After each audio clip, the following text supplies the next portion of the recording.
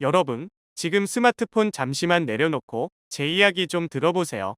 지금 소셜미디어는 그야말로 난리가 났습니다. 이란의 핵심 시설이 피격당했다는 속보가 뜬 지 불과 몇 안 됐는데 이스라엘과 이란의 미사일 공방이 벌써 5일째 이어지고 있거든요.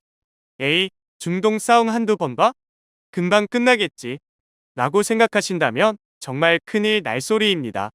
지금 여러분의 지갑은 이미 피를 흘리고 있거든요. 오늘 환율 보셨나요? 결국 심리적 마지노선이라던 1,500원을 뚫어버렸습니다. 이건 그냥 뉴스가 아니에요.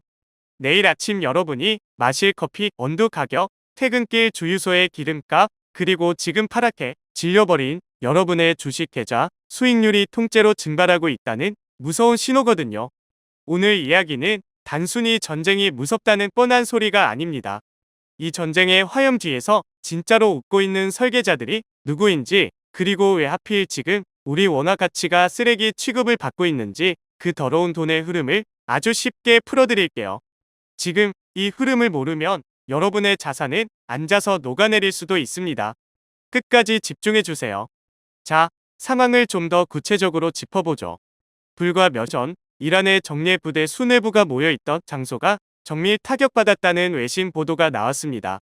이란은 즉각 피해 보복을 선언했고 호르무즈 해협의 군함을 집결시키기 시작했어요. 미국은 겉으로는 이스라엘을 방어하겠다고 하지만 동시에 전쟁 확산은 절대 안 된다며 쩔쩔매고 있는 모양새입니다. 그런데 말이죠. 여기서 상식적으로 생각해보면 좀 이상한 게 있지 않나요? 이스라엘은 미국의 불치망모라 불리는 가장 강력한 우방입니다. 이란은 미국의 주적이고요. 그렇다면 미국이 압도적인 군사력으로 상황을 하루 만에 종결시켜야 하는 게 맞잖아요? 그런데 왜 시장은 오히려 미국이 이 전쟁에 질질 끌려갈 것이라고 예상하며 달러를 미친 듯이 사재기하고 있는 걸까요? 왜 전 세계 돈줄을 쥔 형님들은 환율을 1,500원까지 밀어 올리며 한국 주식을 다 던지고 도망가고 있는 걸까요? 단순히 전쟁이 무서워서일까요? 아니면 우리가 모르는 거대한 돈의 시나리오가 작동하고 있는 걸까요?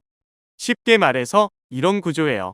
지도를 보면 이란 앞바다에 호르무즈 해협이라는 아주 좁은 통로가 있습니다. 전 세계 석유의 20%, 천연가스의 3분의 1이 이 길을 통과해요. 이란이 여기를 쇠사슬로 묶어버리면 어떻게 될까요? 미국이 아무리 셰일 가스를 많이 뽑아낸다 해도 글로벌 에너지 공급망은 즉시 마비됩니다. 기름값이 배럴당 150달러, 200달러까지 치솟는 건 시간 문제죠. 사실 이란도 이 카드를 쓰면 자기들 수출길도 막히니까 동반 자살이나 다름없거든요. 그런데 지금 이란 내 강경파들은 우린 이미 제재 때문에 죽을 맛이다. 너희도 한번 죽어봐라 라며 배수진을 치고 있는 겁니다. 이게 무서운 거예요. 이성적인 판단이 아니라 분노가 경제를 지배하고 있다는 거죠. 근데 여기서 더 기막힌 사실이 있습니다. 미국이 왜 예전처럼 화끈하게 개입하지 못할까요? 정답은 표와 물가입니다. 지금 미국은 대선을 코앞에 두고 있어요. 전쟁터에 미군 청년들을 보냈다가는 표심이 박살납니다. 더 무서운 건 인플레이션이에요. 전쟁에 직접 개입해서 유가가 폭등하면 미국 내 휘발유 값이 미친 듯이 오르고 이건 곧 집권 여당의 패배를 의미하거든요. 결국 미국은 이스라엘을 돕는 척하면서도 유가 폭등은 막아야 하는 아주 모순적인 외줄 타기를 하고 있는 겁니다. 시장은 이 미국의 무력함을 간파한 거예요. 아, 천하의 미국도 이번엔 답이 없구나라는 확신이 들자마자 전 세계 자본이 가장 안전한 피난처인 달러로 쏠리는 거죠. 그 결과가 바로 우리가 보고 있는 환율 1,500원입니다. 하지만 여기서 끝이 아니에요. 더 깊게 들어가 보면 이건 달러의 생존 게임이기도 합니다. 최근 브릭스 같은 나라들이 달러 대신 우리끼리 결제하자며 반기를 들었잖아요. 그런데 전쟁이 터지면 사람들은 다시 달러를 찾습니다.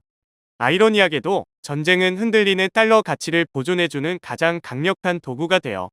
지금의 환율 폭등은 어쩌면 저무는 달러 패권이 전쟁이라는 극단적인 이벤트를 통해 아직 죽지 않았다며 전 세계의 통행세를 징수하고 있는 과정일지도 모릅니다.